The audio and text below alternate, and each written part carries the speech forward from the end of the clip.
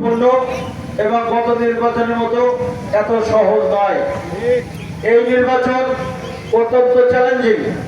অতএব আমাদের দলের প্রত্যেকটি নেতা কর্মীদের কাছে আমি সাতক্ষীরা জেলা বিএনপির পক্ষ থেকে আপনাদের কাছে বিনীত আবেদন রেখে যাব বিনয়ের সাথে যে আমাদেরকে ঘরে ঘরে কাজ করতে হবে এবং আমার নেতা জিয়াউর রহমানের আদর্শকে সামনে ধরতে হবে এবং আজকের লক্ষ কোটি মানুষের হৃদয়ের স্পন্দন তারেক রহমানের যে একত্রিতকে প্রচার করতে হবে এবং বেগম জিয়া খালেদা জিয়ার বার্তা আমাদের সাতক্ষীরার প্রত্যেকটি ঘরে ঘরে পৌঁছে দিতে হবে।